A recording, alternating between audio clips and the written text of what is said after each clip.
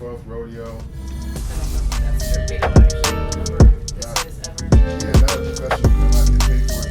Hello, welcome to Alamene's Green Room. That's how I'm starting it. Yeah. I'm Alameen. I hope that's recording. I don't even know. Does it look like it's recording? Yeah, there's a red light in the cool. corner. Cool. Yeah, it means it's going. And it's definitely like, I couldn't get the look TV at to how work. good you look right now, Haley. And I'm like, yeah. It's a good angle for you? But you have no idea. You're always It's worried too about far the away to angle. tell. There's a Drake song about that. About the angle? It's not really, yeah. Nice for what? He said something about angles. Oh, okay. Yeah. I Nice thought for that what? was about geometry. Yeah. He's got a lot of geometrical songs. Yeah, he's a weird dude. Welcome, everybody, to the Green Room. We are here, as always, at the Lucky Cat Comedy and Events in Cedar Rapids, Iowa. I'm here with Haley. How's it going, Haley? Hello. That's going great. The owner-operator of this fantastic venue. That's me. Enjoying. We had just finished a great show. It was really good. It was a fun show. That crowd was really engaged. One of two with our headliner and guest tonight. Somebody who I'm on. I want to give you a proper introduction.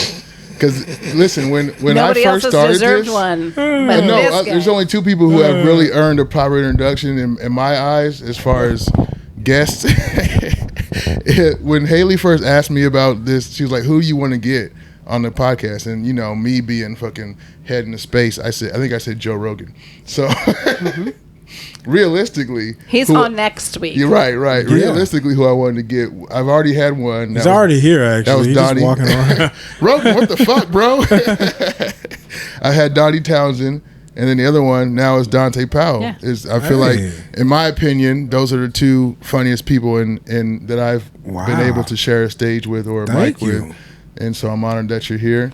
I'm honored to be here, man. Very funny. I think you're fucking hilarious. I mean, thank you for being here. That, apparently again. So I learned on the way to grab food that you were here. It would have been March of 2020. The last show before the pandemic. The last show before the pandemic. And I want to formally apologize because Aloe was like, you've definitely met Dante before. He's been here before. He's performed. I was on the show with him. Yeah, it was right after I ate that bat. But I was super, super, super drunk. And I spent most of the show leaned up against that wall. And I missed the entire thing. So apparently Aloe has a really good video of himself, and he my laugh is in it. So I was functional for that part, but I had just no recollection. So no hard feelings. Welcome back. It is great to have you. I'm glad to be back, and my feelings aren't hurt at all.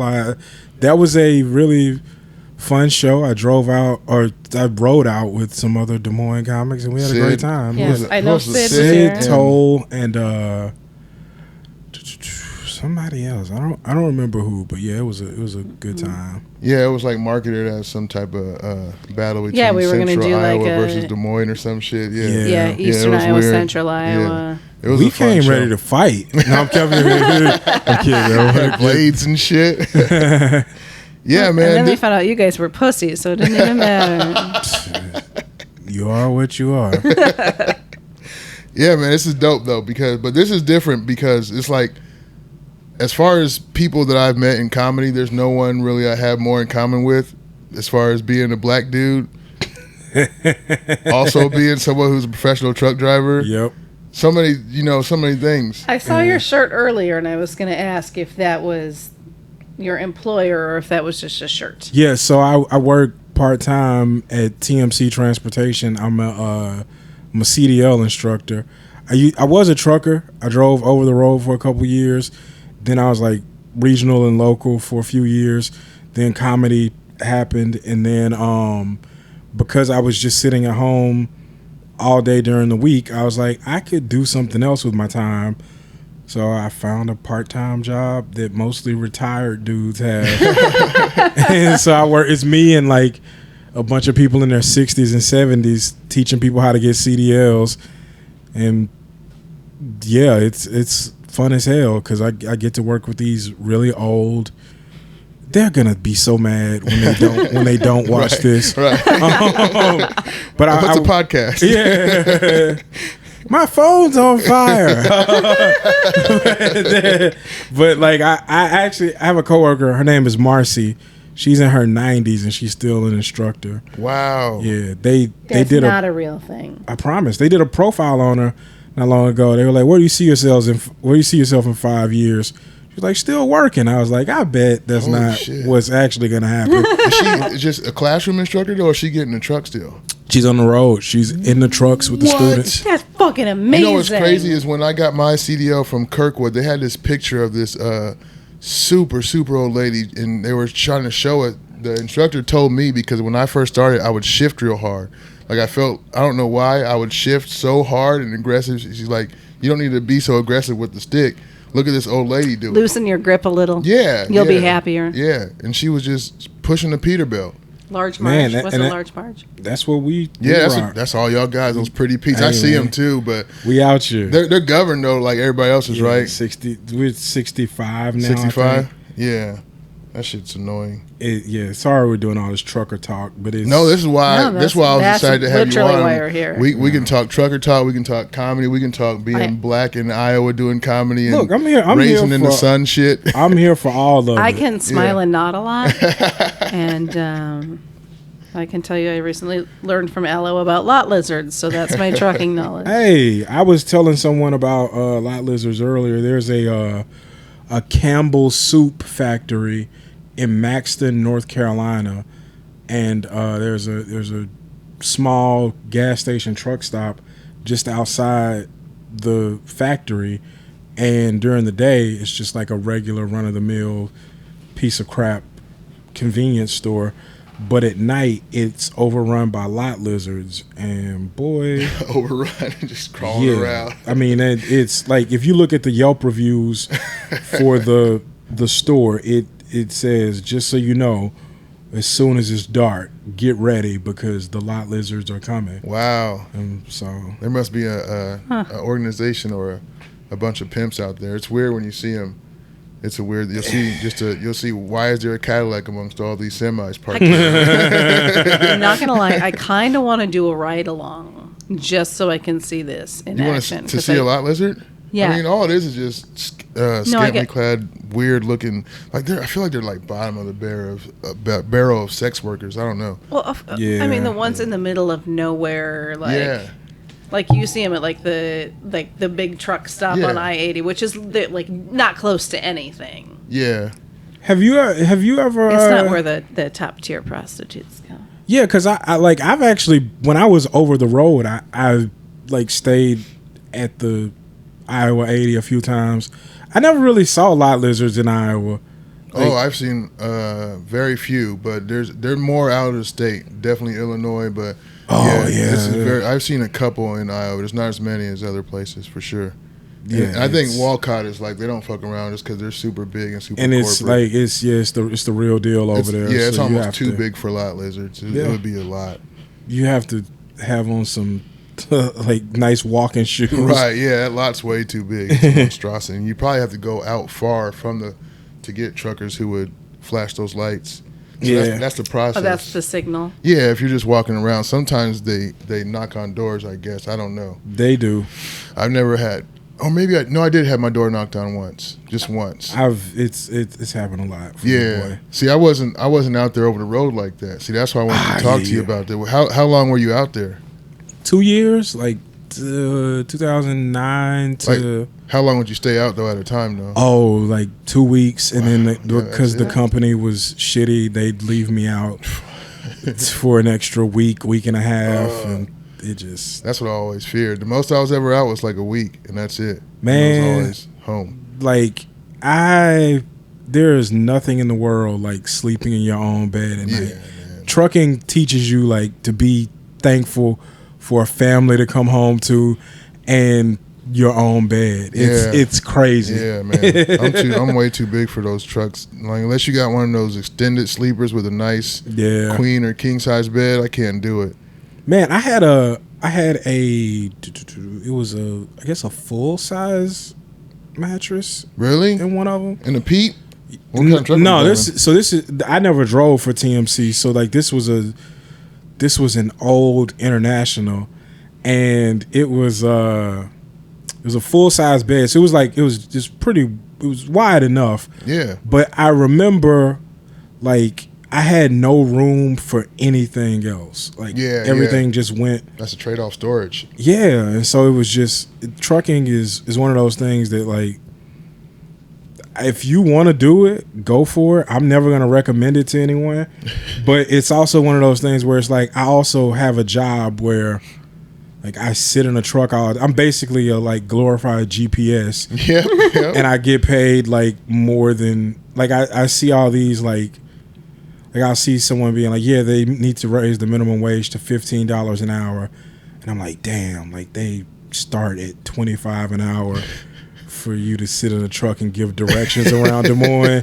And I just shut up. Like, I feel nervous around my friends. No. Because they're like, yeah, this job starts at like 18. I'm thinking about it. And I'm not like looking down on them or anything, but I'm like, man, I got lucky that I got my CDL and all this experience. Yeah. Because if I was to, like, just go back to a local gig, they're starting like around $30 an hour. And I'm like, geez, I didn't know I was getting into that. Right. Yeah. That's the thing, having that skill. I was glad. I mean, that's kind of how I got into comedy too, just because of trucking, and then basically went from kind of over the road to more local, and then was like, let's do this comedy shit. Yeah, man, them local gigs, that's what's up. Yeah. That's kind of what I have now. I'm trying to actually get into fucking teaching.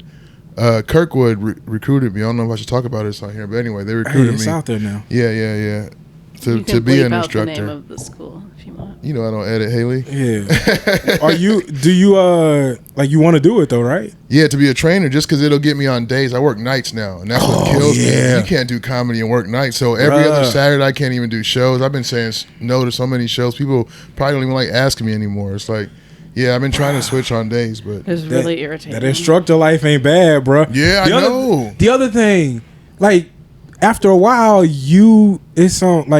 doing all the driving. Yeah, once you get them going, figure the route out. And you guys all automatic?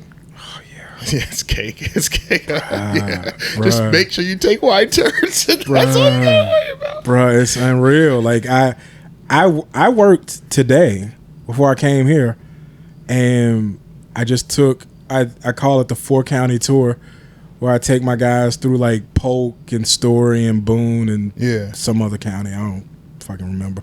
But, like, I take them, like, it's mostly highway. It's, like, out in the country, and it's beautiful. Yeah. So all I'm doing is I'm giving them, like, 10 to 15 directions.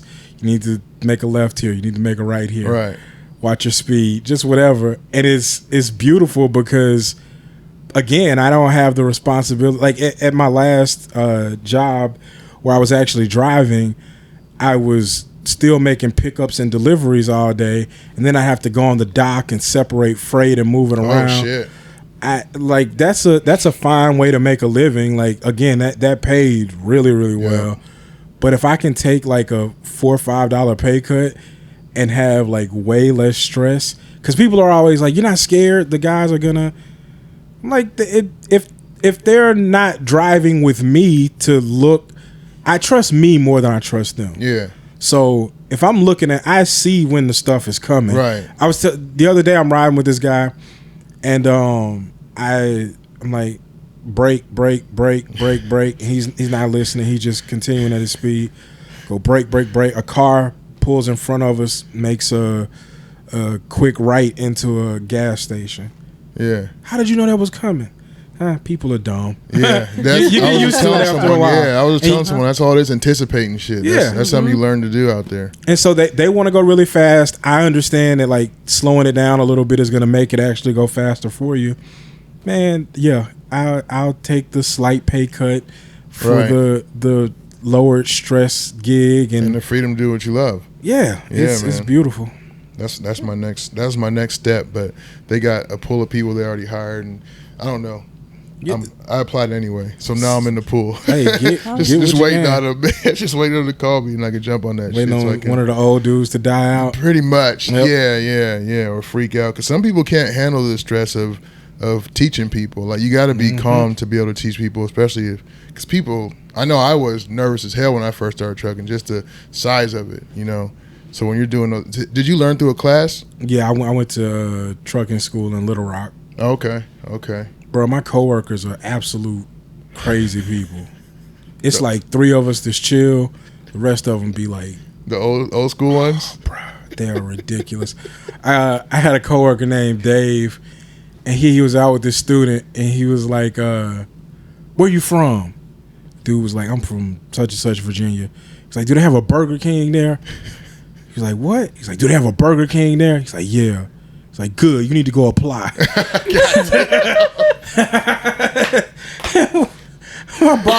My boss is hella chill too. He's like, "Dave, you can't be telling the students that." The rest of us were like, "Nah, Joe, that was hilarious." Joe was like, "Nah, no, you need to not."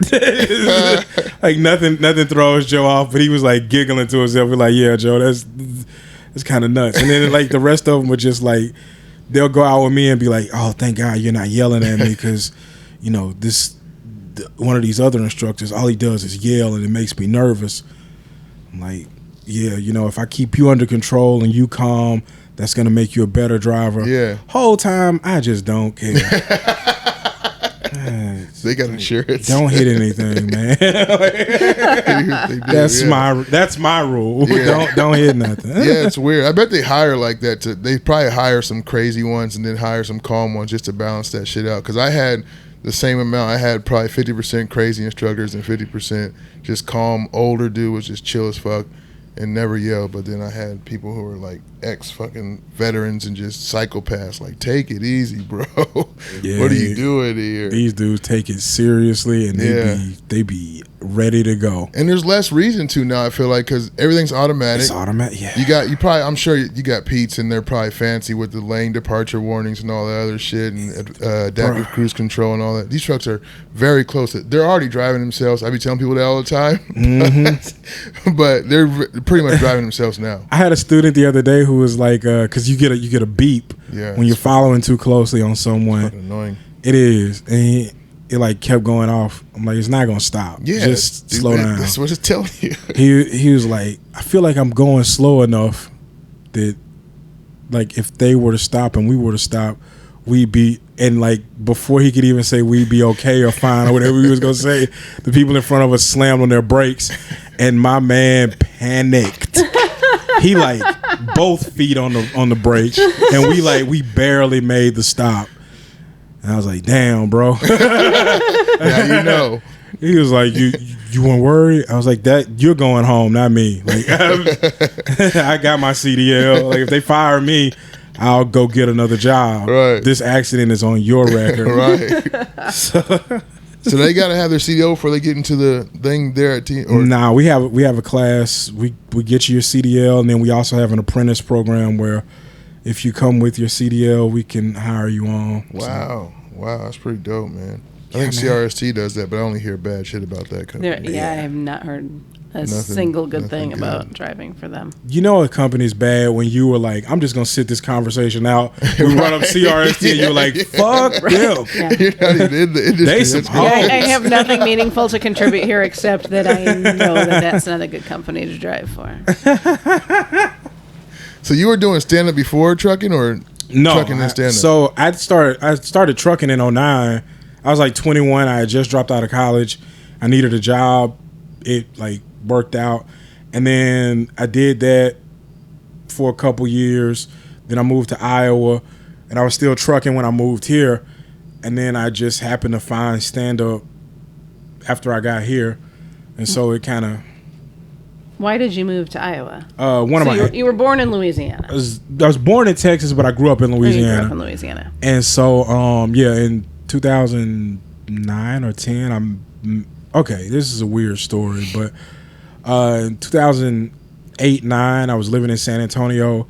I had a friend with benefits who there's a huge military presence in San Antonio. My friend with benefits was from Iowa, and she was like, "Hey, I got a friend in Iowa that I think you would actually like." Wow. So my friend with benefits hooked me up with this girl. Wow. We were long distance dating, and then she was like, "I think you should move to Iowa." I did. we broke up, and then I was here, so I was like, I'm just gonna stay. And then like as I was trying to build my own life here, I found comedy, and then it was like, oh, okay, well, this is what I do now. Really? Yeah. So had you always wanted to do it, and you just? I mean, it was in the back of my mind, but I didn't think it was a reality. Like, I didn't know how to go about doing comedy. I thought, like, okay, maybe one day somebody will randomly they'll look at me and go, "You look like you're funny." Tell me a joke. Pretty much. I thought it had to happen like that. Like, I thought that I just didn't know the way to go about getting into it. And finally, one day, one of my friends was like, "You should just go to an open mic." I was like, all right. And then we went, and I was going to just watch, but then I got there, and I was like, let's just do it and get it over with. First time in the club. Or was it at a bar? Where was it? It was a bar. It was a House of Bricks in Des Moines. Okay, yep, I remember that place. Is it still around? It's around. They changed ownership and so there's no more comedy? Purpose a few times, yeah. It's like a gay bar or something now, I think. Oh, okay. So it's comedy to me. You can still go in there and probably kill, yeah. Those are my people. The gays love me. I swear to God, people are always like really sensitive about that whole subject, but I swear to God, they're some of the most like savage people as far as comedically. Who are with fucking with the dark shit, with the fucking, yeah, man, it's always fun. Yeah. I did a show once at, what's the one in Iowa City, the gay nightclub? Studio. All of them? Studio 13. Yeah, every other one. You mean that liberal back? No, I'm kidding. Let me stop. This week's episode brought to you by the committee to re-elect Donald. No, I'm kidding. I'm sorry. Let's not. If they pay me, I'll take any sponsor I can get right about now. Except for, what was it, Chick-fil-A is not allowed in Lucky Cat. Was that what you said? They did say that. Still? Also, Donald Trump was not allowed in Lucky Cat. Yeah. No. Damn. Sorry, DJ. Yo, I do a... I am not. This is random. I do a podcast with my friend Scott where we pretend to be Alex Jones. And we make up fake, like, advertisers every week. So it'll be, yeah, I was thinking about doing that for this shit. It's always something really, really dumb. So it'll be like so far all of the advertisers that we've said are fake, so we are making up fake advertisers. Yep. Nobody is sponsoring this show. Like, we'll just riff off one another, and we'll be like, this week's episode is brought to you by those big Jenga sets. You know, the ones that got real popular in bars for a minute. Then we realized how loud they were, and now we're like, no, thank you. Well, people are still making them, so make sure you buy them. Jenga. And then the other thing we do is we break into random updates of Harlem Globetrotter scores. So you're like, the Generals, they're making a comeback. They got the Trotters down by 3. So we'll keep an eye on that game and let you guys know what's going on next. And it's like really stupid and dumb. By the way, the whole time we're just pretending to be Alex Jones. Yeah, I was going to ask, do you do the voice? I just do this voice. and then we just make up the most random thing you can think of. And so you say something and I'll go, well, that doesn't sound. Trucking is not real. It's all a lie. And dude, so we just at the end of it, our voices are shot, and it's the worst shit ever. But it got to a point where Alex Jones's real life was worse than the satire we were coming up with. Yeah. So it's just like, man, this is hard to do because it just sounds like shit he might actually really do. This isn't funny anymore because it's too close to real life. For sure. Yeah. So I just wanted you guys to know if I break out into anytime sponsorships. Please do. Oh, and Alex Jones, please do. Yeah, because Alex Jones is probably not welcome in Lucky Cat, but he's here in spirit if I'm here. Sponsor our podcast and we'll talk. Hell yeah, he's gonna need to be doing something. He got hit hard.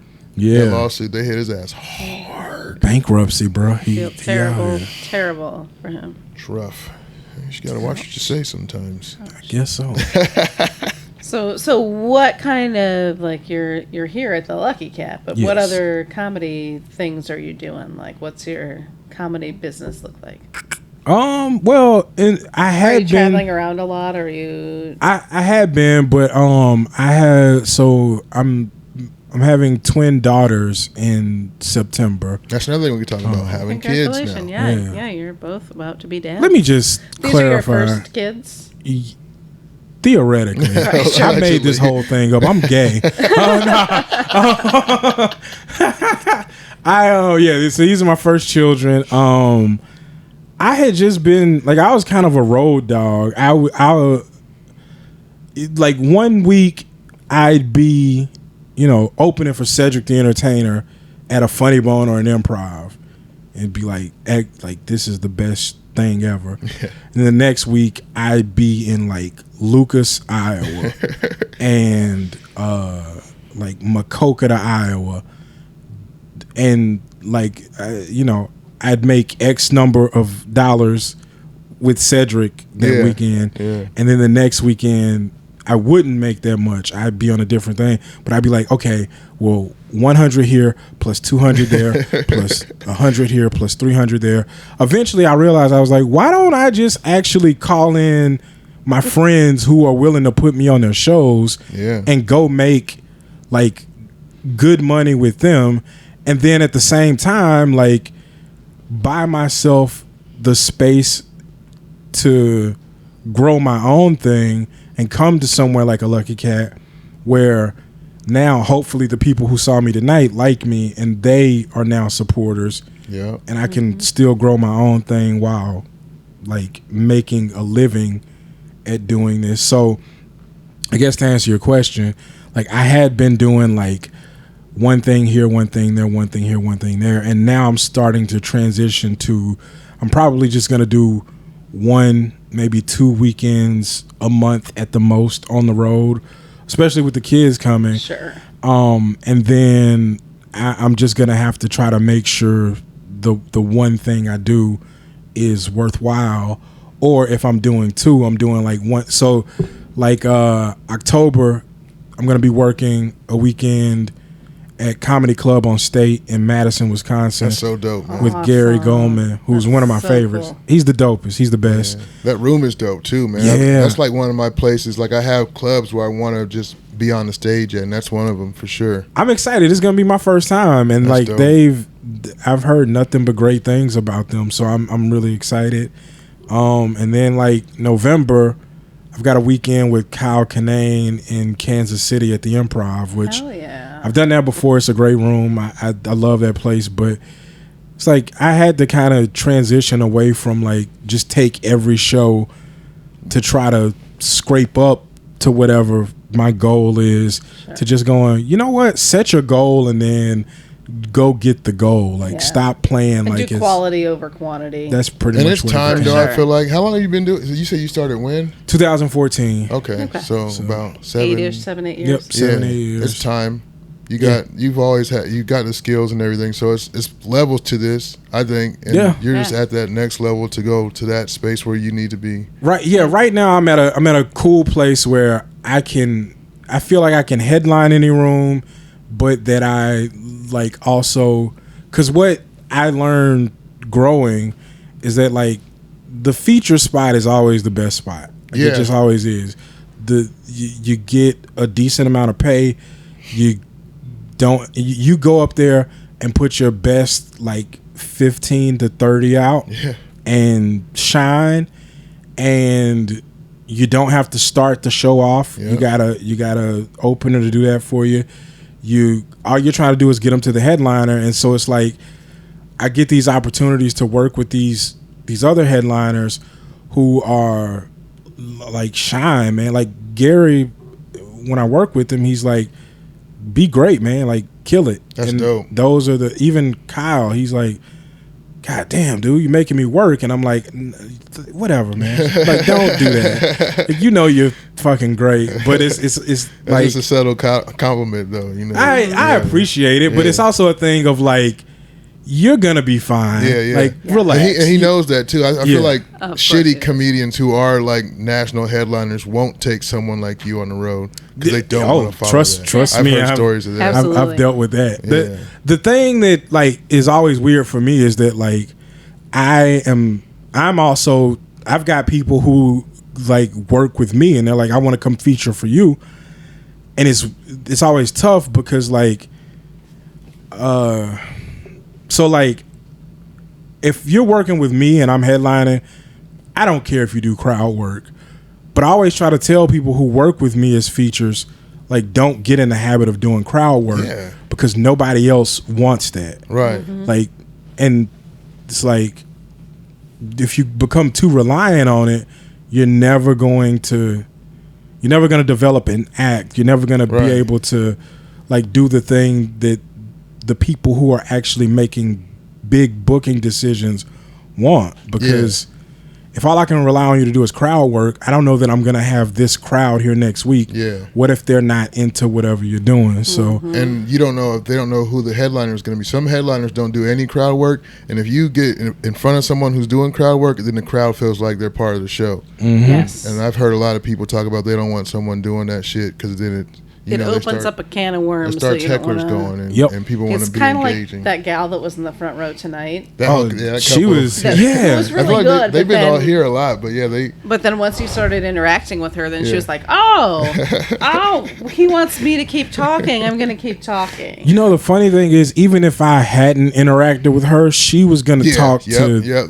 They were in their own world. They were in their own world. Yeah, and I honestly was surprised that it took them as long as they did before they started, like, talking at least. I'm sure you could hear, but like audibly to everybody else. The funny thing with them is, like, I could tell they were like fidgety and ready to go, and I was like, I'm doing extra jokes. And that's the thing that I feel like that makes that, like you were saying, the feature spot easier, because people have a short attention span. And by the time the headline, a lot of people are ready to fucking move on and check their phones. Yeah, you're like, I did my 15. Good luck, buddy. yeah. Have fun for the next 45 or to 90, whatever. Yeah. It's really nuts. And like, so many of the opportunities I've gotten that like ended up becoming more things for me are because of that. It's because like I know what 30 I'm going with. I'm going to get out here. I'm going to tell the jokes. I'm going to go home. And trying to, like, there are times in all these shows where I'm like, if I wanted to, I could lean into this thing and probably get some laughs out of it. But I, like, stick with the jokes. And every time I've done it, to the bit. Every time I've done it, it's paid off. Yeah. That's because you got a plan. You're trying to work stuff out. But it is kind of enticing to fuck around sometimes, and you gotta. It is because it's just swinging dick. Yeah. It's like I want to feel myself a little bit, and then you're like, it became like cooler to me when it was like, oh, instead of like letting my ego get the best of me, if these jokes are good, so if I tell them, I'm gonna get the same react. Like I was gonna get a laugh and a big pop if I had done this crowd work. Yeah. I'm going to get the same thing when I tell these jokes. And so it just kind of made me go back and like challenge myself to be like, are you relying on crowd work because these jokes not hitting like you want? And I was like, ooh, shit, maybe I am. And so I had to do some work. Yeah. And there's people who put out crowd work specials, and that's cool if that's like your thing and people just do all crowd work, but that's the headliner doing that. Yeah. So I think it's like a whole different thing. Yeah. That's dope you said ego. I feel like ego death is a part of comedy that people don't realize has to happen, I think, to be great. to grow. Yeah, man. But like you can't, like, I don't know who mentioned it, but somebody when I first started was like, you have to be in the service of comedy. You have to be in a service like to comedy. Yeah. You have to be like taking comedy seriously. I was like, yeah, I guess I do, because like it's not enough to. Like, it's not enough to just go up there and some of this stuff I be thinking sounds mean in my head. And so but like, I'm going to say it. So it doesn't serve me to go up there just to hear myself talk for 5 minutes. Yeah. So I don't hit the mics around town like a lot of people do. Yeah. And so new people will come into our scene, and I exist as this ghost almost. Yeah, I used to always wonder why you would never be at Teehee so much. And it is nothing. I love Teehee's. I want Teehee's to be a great venue. Yeah, of course. I like anytime I can, I do try to go. Yeah. But there's I don't want to be in the service of just listening to myself talk. Yeah. And sometimes there's I slip into that egotistical person when I'm around that, where it's like, it doesn't matter what I go up here and say. Like, I'm gonna waste my 5 minutes, then go home. And at a certain point, that stopped serving me, but it also, like, I realized I wasn't serving comedy, just showing up. Hey, everybody's looking at me. I wonder what he's doing this week. Like, when it became a thing of like, oh, I'm not using this as the tool it's designed to be to get better. Yeah. I'm not using this as the tool it's designed to be to like work on things. I'm using it as a tool to like come in here and either be like, yeah, swinging dick, or like whatever. They got to listen to me for 5 minutes, so I'm up here. I had to like adjust the way I treated it, and so it's like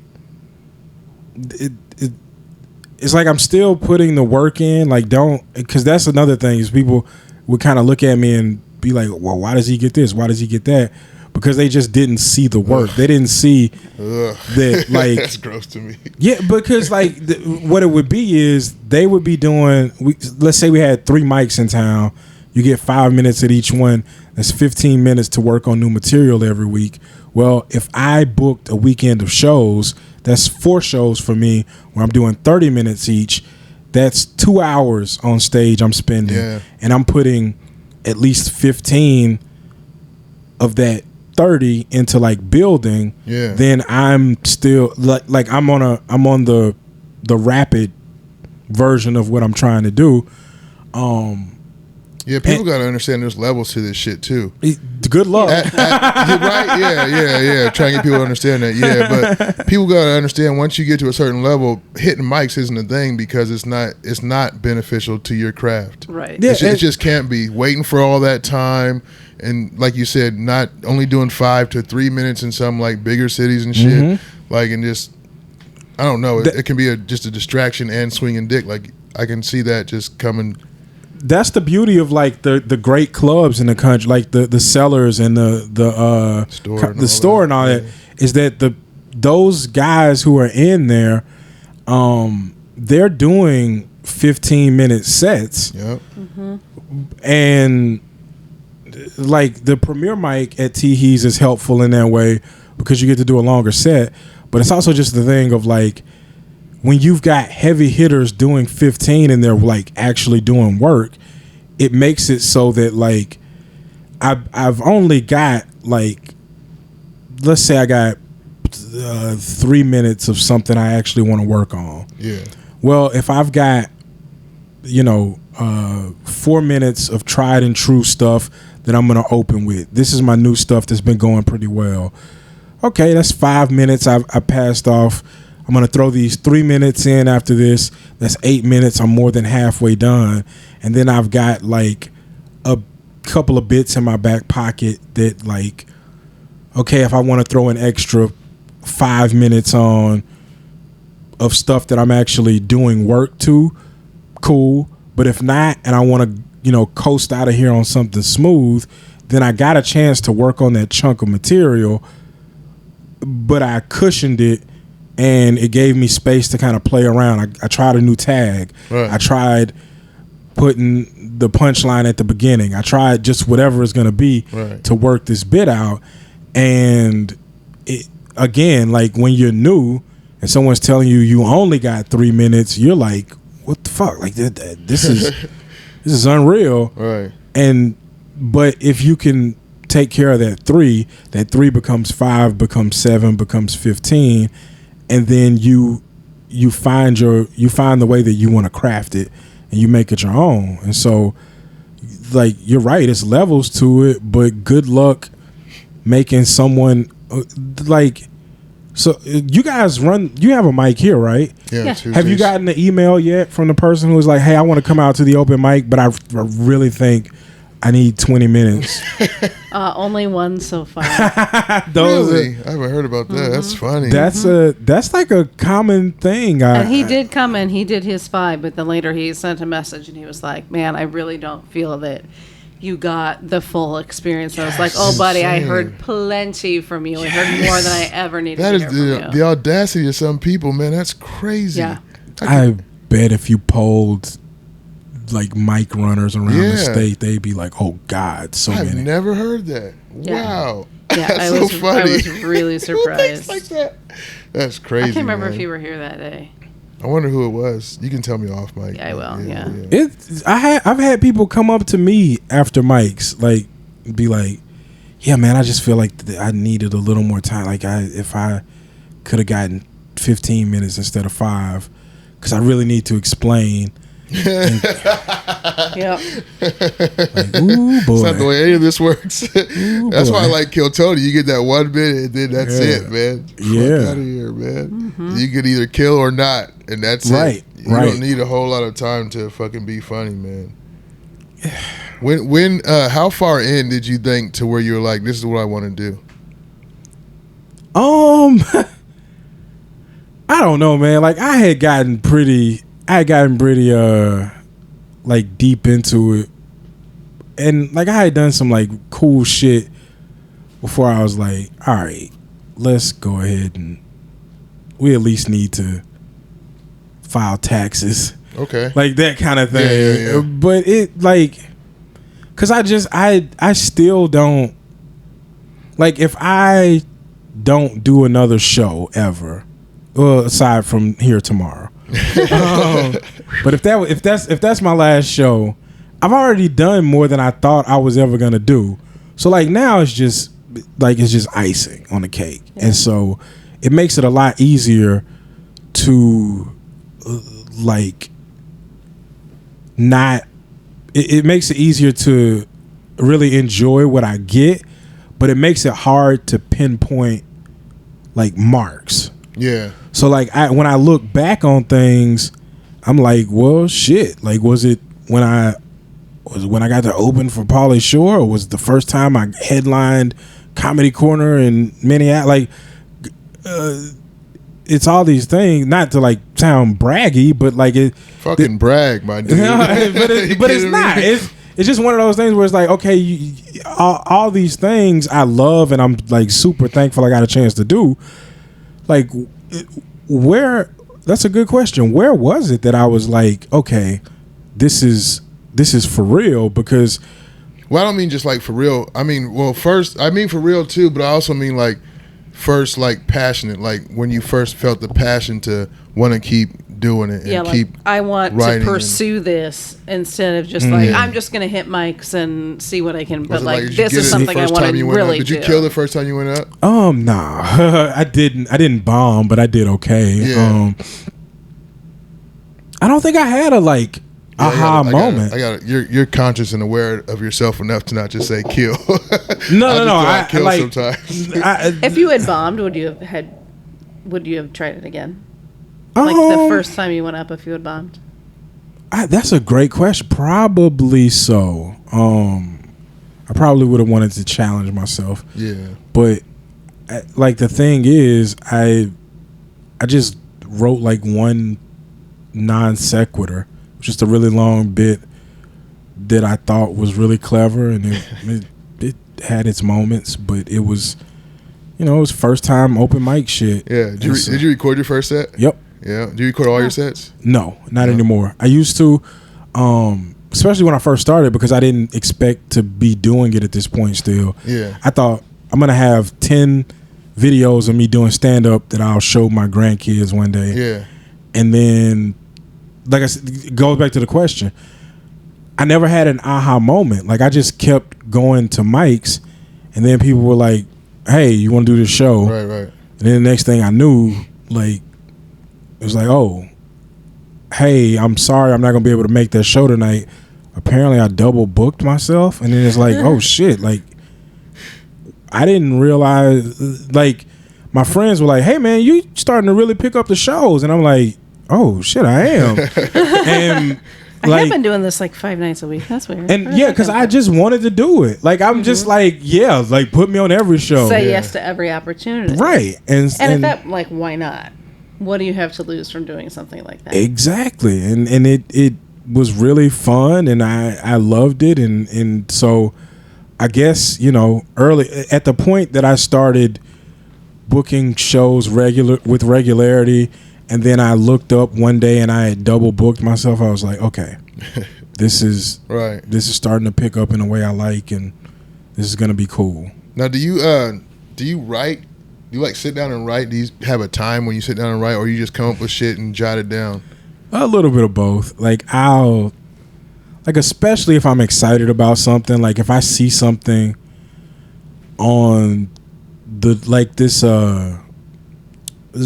the student debt cancellation stuff, I see that and I'm like, I bet everybody's gonna take a stab at that.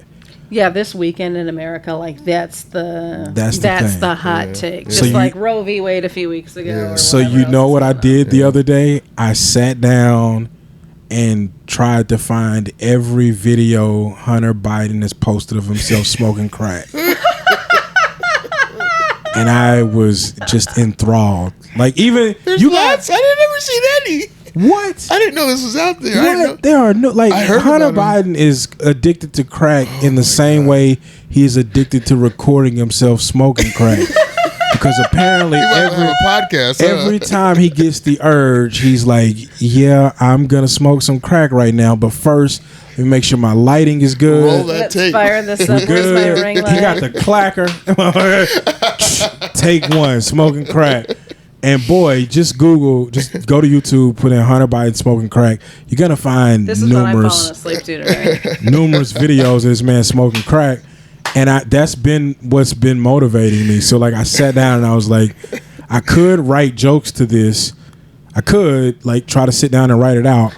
Or I could just absorb as much of it as I possibly can. Mm-hmm. And then at some point it's gonna come out. The thing will happen. Yeah. It just falls out of you. And so that has been my process for this, which is like I'm like, even so earlier when you guys were leaving, I wanted to watch this video of this guy hunting an alligator. Yeah. It's because like sometimes I get on these things and it's like, let's fucking go. Yeah. And so that's like your process, just experiencing shit and then coming up with bits off of that. Hopefully, because again, I may get nothing from this crack thing. But you're just filing these things away, and at some point, you're not writing out whole. See, my thing is I've kind of evolved a little bit. I don't even know if it's an evolve. It might be a devolve. I don't know. It might be bad, but I've kind of gotten away from word for word writing out stuff. I've noticed that over the past couple months. Yeah, but it probably, used to be. I don't know if it's lazy or if it's good. I listen to a lot of podcasts. So I listened to Rogan one time, and he always asks these questions of different comedians when they're on. And a lot of people sit down and write. A lot of people jot shit down. He had Earthquake on, who's a fucking destroyer of rooms. Just a beast. Just a destroyer. He said he's never written, never recorded shit. Meanwhile, people like Damon Wayans records every set, even still, and watches it. Wow. Like I still do audio most of the time. I've never really done a lot of video shit, but so it's different, various, and there's people who are different levels of killers and just killers who do different shit. So I always like to ask, what people's styles are. You also just got to do what works for you, because like the thing for me, like especially lately, I've been like running my set list through the audience as a bit, like I love that shit was funny. This is the thing I do, but like I also, that means that like my notebook is full of these like I've got almost like a log of I did these jokes this night, and I've got like hundreds of them at this point from this new thing I'm working on. But it's also like it just is the title of the bit. And so some of these like right now I'm working on a bit called MLK, but it's starting to take on these many different forms, and so there's a version of the joke that's just written where it's like paragraphs and word for word. There's another version of the joke where it's written and it's bullet points. Hit these things and do this. There's another version of the joke where it just says MLK and I spew it out to try to get to the bottom of what it's going to be. And because the joke is so like hands-on and it has so much heft to it, like I feel like I have to maybe take all these different approaches. Yeah. And then there are other jokes where it's just like, here's the word that's gonna prime me into doing this joke, and then just throw it out there, and that's just what it's gonna be. Yeah. I've seen you have posts. I'm not on Facebook as much as I used to be, but you used to post stuff that'll be bits, and then you do them on stage, and it's just fucking destroys. Like, do you do that still? A little bit. People, like, some comedians hate that. I don't hate anything as long as it kills in the room, but your shit still kills. There's people who it kills on Facebook, but it doesn't do nothing in the room, so it's a different thing. You know what I've found out about that is that, like, most people don't type on Facebook the way they talk. Yeah. And I do. Yes, you fucking do. And I never noticed that, but that's, And what's weird is I'll read your shit and it'll be in your voice. Like, somebody was telling me that not long ago. They were like, bro, the way you talk on, like, you word things on Facebook the way you say them in person. Yeah. I never noticed that, but that makes sense. It clicked for me too, because I was like, I think that's which is what you're supposed to do, really. I guess. No, 100%, especially for comedy, because people, well, I mean, if you're trying to write a joke that you're going to use on stage, it should be the way you talk. There's people who you see performing bits like they're writing a fucking novel. Yeah. And it never works. Like, I learned a long time ago, or I heard a long time ago, you got to trim the fat of a lot of words that people use in writing, like a book or something, or a blog or something that can't work on stage. I heard Mulaney on, like, You Made It Weird or something one time say somebody told him get to the point. Yeah. And so, like, I've been talking with Bernard because he's about to do an album recording. Shout out Bernard Bell. I'd love to have him on. Shout out to Bernard for sure. Gotta get him out here. One of the things I was telling him is that when I was getting ready to do my album, my producer sat me down and was like, he basically told me, like, get to the point. He's like, you're out here doing all this. Where the ladies at? Make some noise. Like, don't nobody care, man. Like, what good is the noise? Like, what is all this setup? What is all this extra? Make some noise if you drive a truck. And then and so like, it's just it's all this stuff that I was doing that, like, I was telling Bernard, I'm like, hey, you have to, like, you got to trim some of this up, because when somebody is just listening, they're not in that moment with you. You're doing stuff that's great in the moment, but isn't going to last audibly. Like, that's not going to be something that matters to somebody who's just trying to listen to your album. Yeah. And like I said, I told him, but it was also just a thing of, like, I didn't know this until my producer told me. Yeah. And it helped me out quite a bit. And if we're not getting to the point, then we're just wasting people's time. Yeah. And that's, like, I was telling you tonight before the show that, like, the MLK bit is kind of long and drawn out, but it's been worth it so far to get to my eventual punchline. I can tell you trim stuff from it. I've never seen it before, but I can tell, like, it's like an abridged version of, you could drag it out more, but yes. I think the way you just did it, it was like enough. What you have in there now it needs to kind of be in there for people to understand. I actually wrote something that I'll tell you off mic.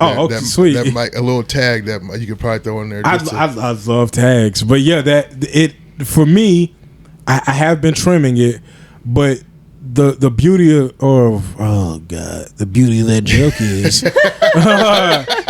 the thing I like about that joke is that if I drag it and make it just boring enough. Oh, hold on one second. I'm so sorry. I fucked up. I was supposed to do that a long time ago. Oh. When Haley goes to the bathroom, I play that drop when she comes back. Nice. Yeah. I forgot it. I forgot Thank it. you, thank we you. got a big guest in the room, so I forgot my producer side. Okay.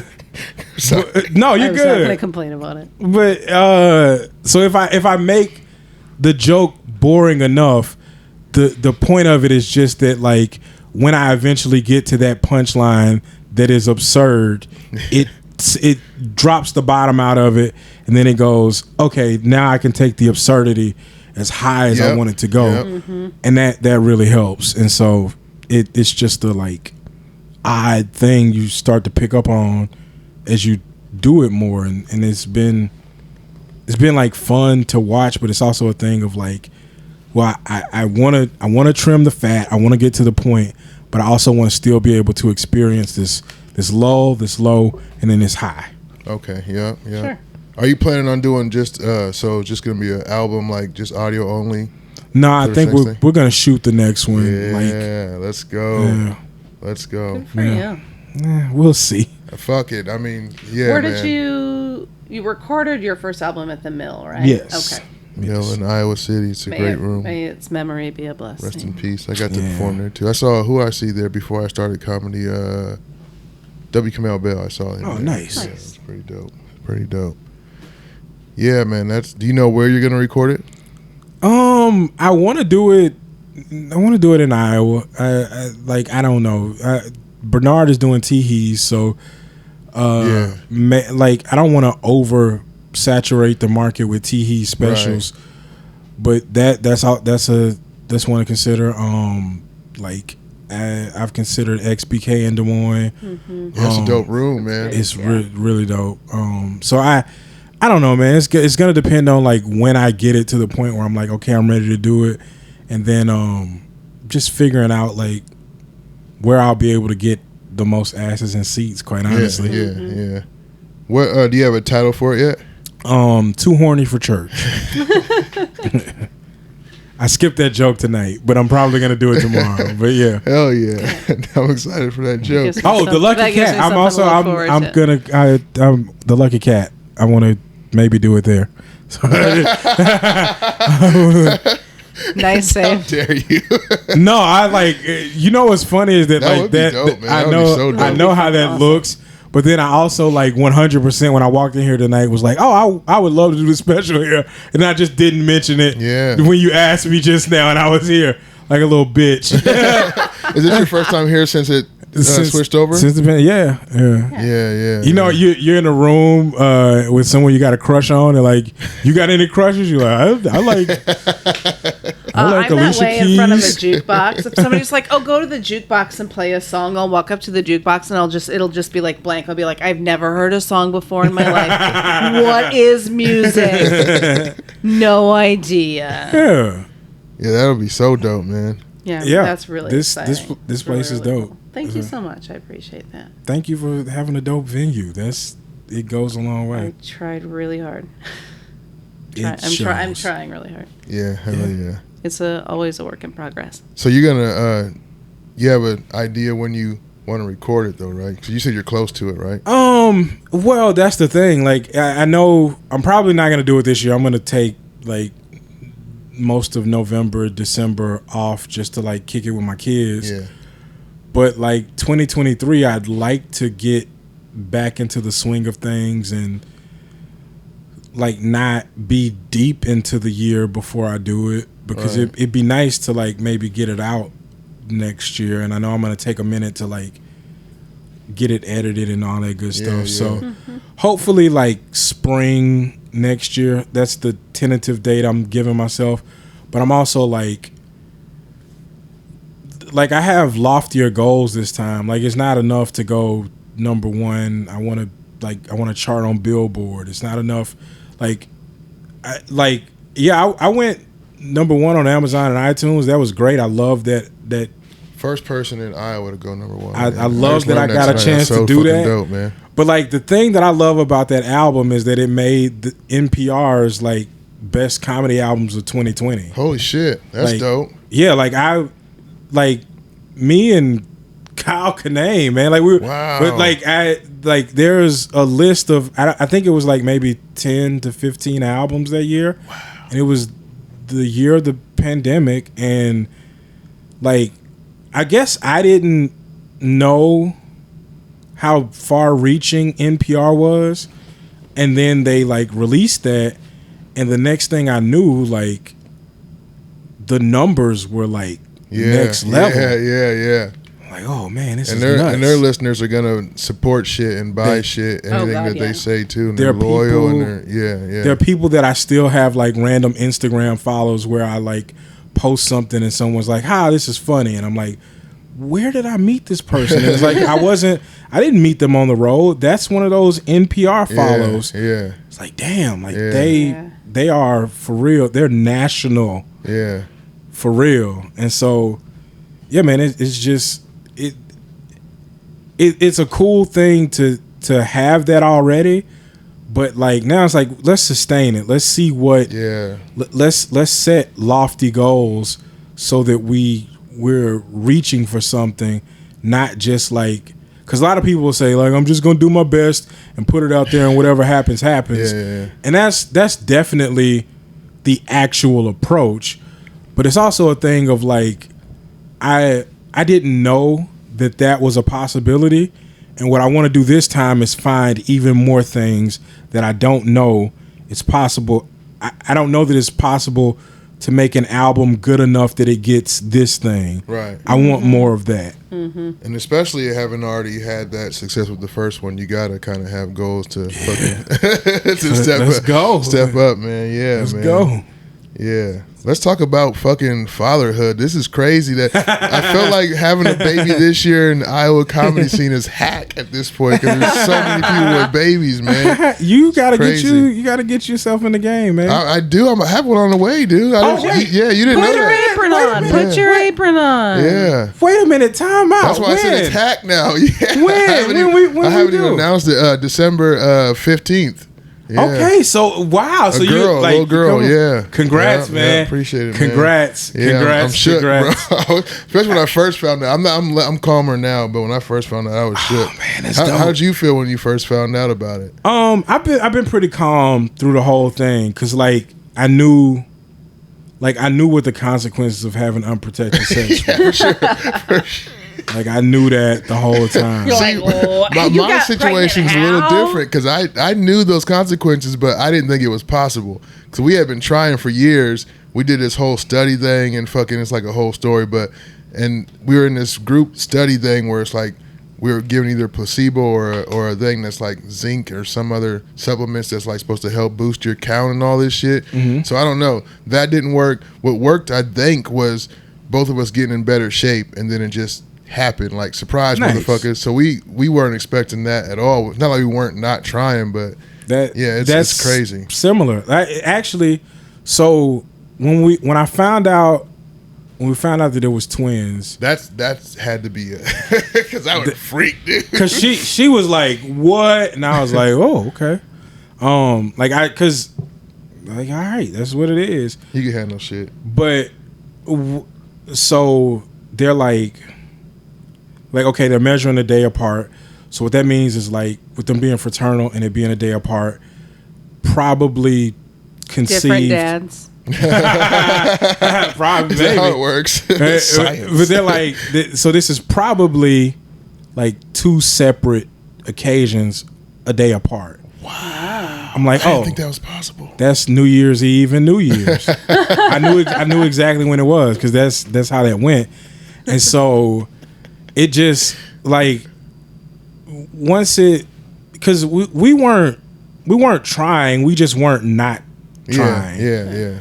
And so again, I knew the consequences, and it didn't happen for a long time, and then it did happen, and I don't know, man. Like I just like I'm gonna take care of them no matter what. So no doubt, yeah. It just never really it hasn't dawned on me still even to be like nervous or like anxious or sad. Like I'm just more than anything, I'm just trying to be patient about them getting here because right now everything is on her. all I can do is try to make it as comfortable as I can. It's tough to see it. It is. I'm sorry. You're like I know how much like shit you're going through because of like something that I took part in. Yeah. But by the same token, it's like once they're here, I'm good. Like we're set. Like I don't, and I'm not saying like I have fatherhood figured out. You're 100% right.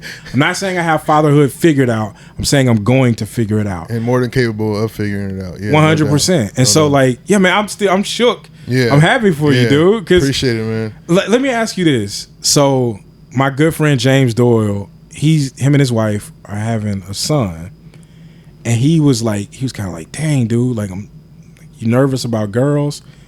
And it's like I told people tonight on stage, my capacity for patience and love for girls, and not even in like a sexist, like romantic way, just like in general, when I think about the women in my life and the men in my life and how much patience I have for the women in my life because they're not fucking stupid, and how little patience I have for the men in my life because all of us are fucking Neanderthal idiots.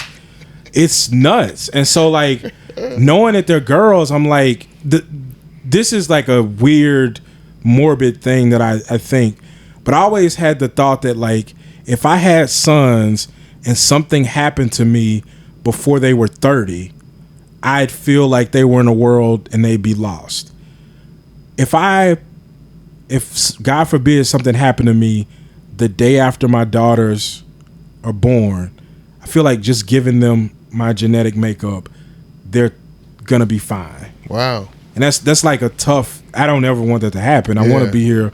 I know. I feel what you're saying, man. Because it is. I mean, for sure, it is a lot harder for boys to grow up without a father. I haven't done that, but I feel what you're saying. My thing for my freaking out is I don't know. I didn't think of it like that, but I do kind of see what you're saying because I definitely have more love and patience for females that I'm around. But my thing is I'm also like a crazy protector. So that went up. That fucking mechanism went up for me because it's crazy already for children, and then it's crazy even more for females. So that's kind of what stressed me out. I was like, oh, fuck. I thought that, but then by the same token, I'm like, they're probably going to be fine. Yeah, like, and that's what I calmed down eventually. Like, they're, like, when I think about, like, the best parts of me, it's the parts of me that you would associate with, like, femininity. When I think about the worst parts of me, it's always the, like, dude shit. It's the dude in me. 100%. And so, like, yeah, like, when I think about, like, the way my mom operates versus the way my dad, my stepdad, and my brothers, the way they operate, I'm like, oh. Savagery, versus, grace and fucking, and right. So, I'm like, I was praying that they were girls, and when I found out, I just, like, I was driving to Minneapolis, and actually, so this was back in, like, April, and my dad had just passed away. We found out that they're girls, and I like have to pull off on the side of the road. Wow! And like I break down crying because I was just so like I was like, thank God! Like I needed a break. I needed a break, and like I said, that's dope, man. Like I just don't feel like I don't feel like I'm ever going to walk in the house and either of my daughters be like, Dad, I need to tell you something. Don't get mad. Yeah. And then it'd be something just the fucking like the dumbest shit. I accidentally used your credit card and called a sex hotline. Right. Yeah, and I've heard that too. And even like when they're young too, when they're super young, little boys are fucking savages and they tear shit up. I was one of them. So that's what it is. Is you know the actual secrets, right? Yep. You know the actual thoughts. I wanted a boy. I don't know. I think the reason why I wanted a boy just for the namesake. I guess that's the only reason. But other than that, I mean, this is modern times. I'll teach my daughters to be strong women and make their husbands take their name. You know what I mean? We can do that nowadays. I want them to be happy. I want them to do what they want to do. Yeah. Like, just let me know. Like. Bring it to me. I don't ever want to create a situation where I got them feeling like they can't come to me with whatever it is. 100%. Yeah. That's kind of the goal. So, it's it's close enough now that like I'm just excited. I'm like, all right, once you pop them out, you rest up. I know how to change diapers. I know how to like feed them. I know how to like we'll be fine. Yeah. We just got to get them here. You know what's fucked up? Men don't get more time off from work like paid like women do. A lot more places are doing it. Yeah, but Iowa it's not not one of them. It's not common at all. Yeah, it's not Iowa. Iowa doesn't have that shit. You just get FMLA. You can keep your job.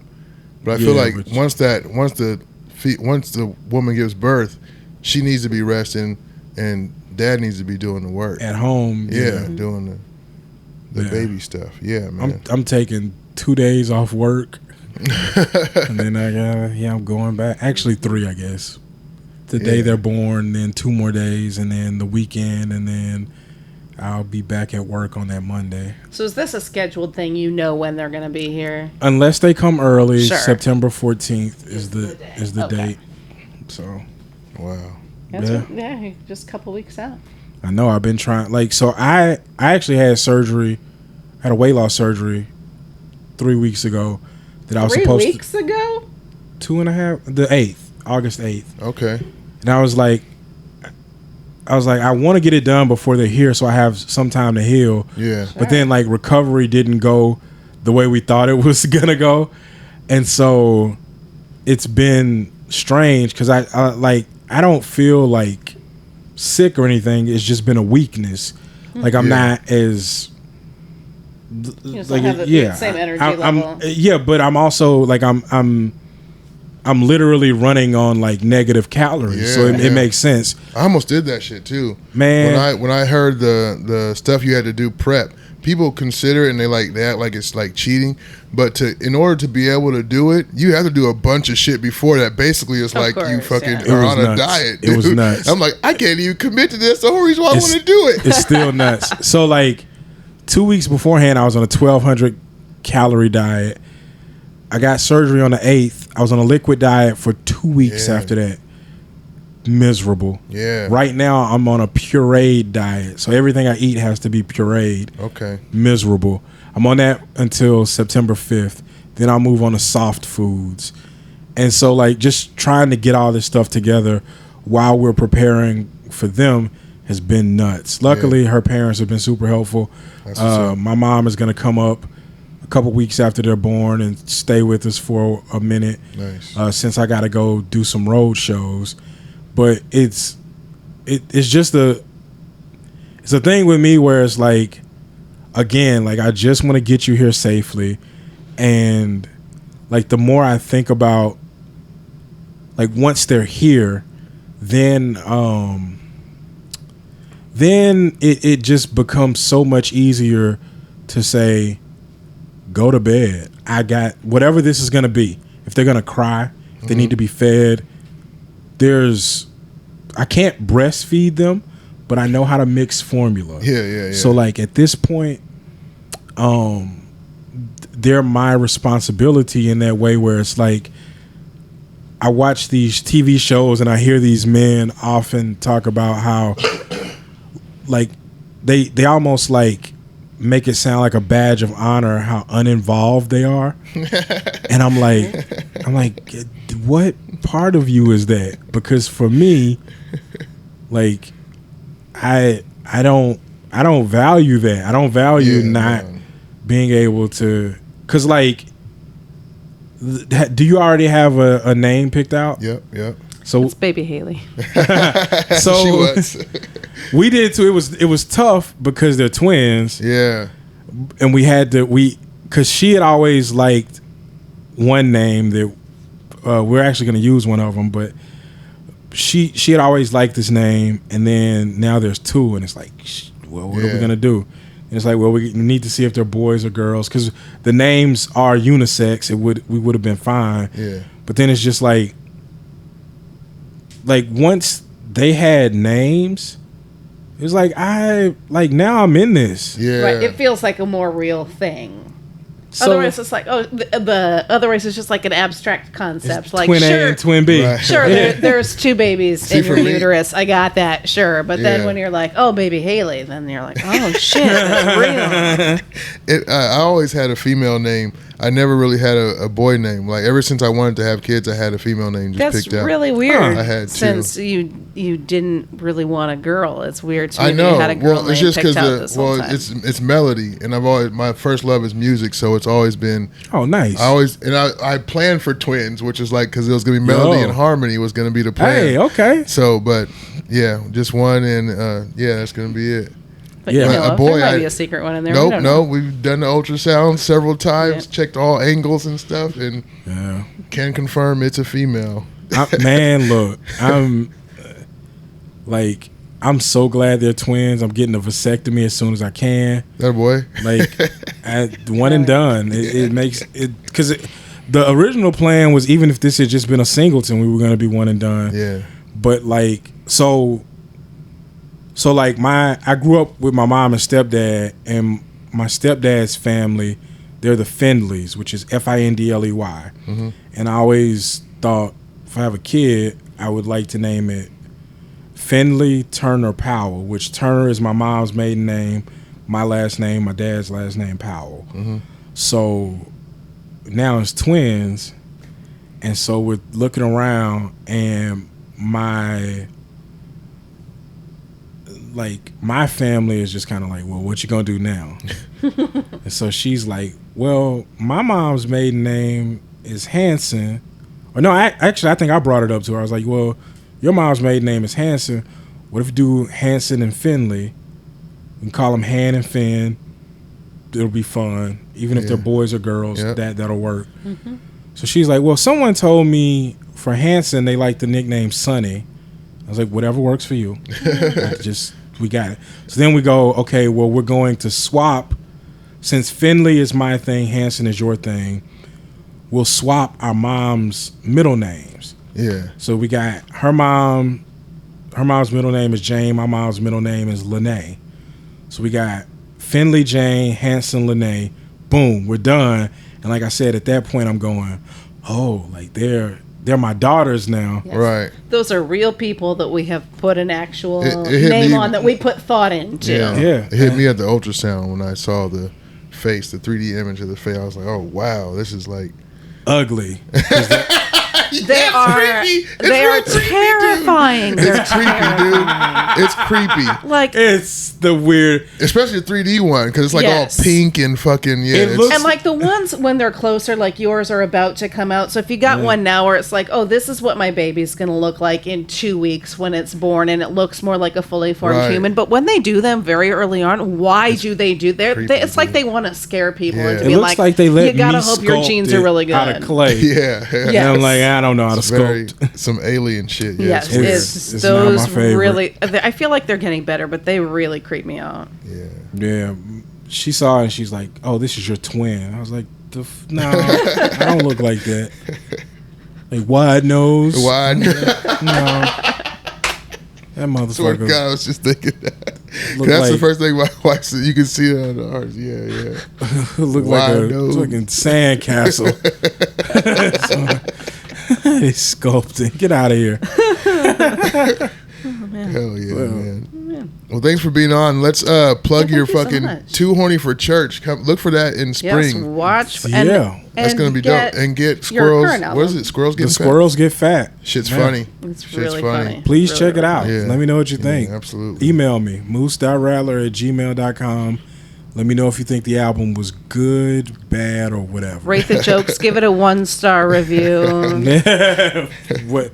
I'll take any reviews at this point. Yeah. Keep listening. That was a callback to a show you didn't see tonight. People That's okay. who are listening, or some of you may have. Come here tomorrow. Yeah, come to the album recording at Lucky Cat in 2023. Hell yeah. Man, that would be awesome. That would be awesome. We would love that. Pack it out.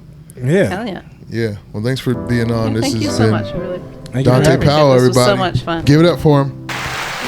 Usually I hit the wrong button. That's so dope. Hey. Yeah, you thought you were going to hit the P button by accident. Yeah, I almost did. Yeah. Thanks, Haley. Thank you. Thank you Wrapping for being this up. here. Thanks for having me. I'm Alameen. Peace, y'all. Peace.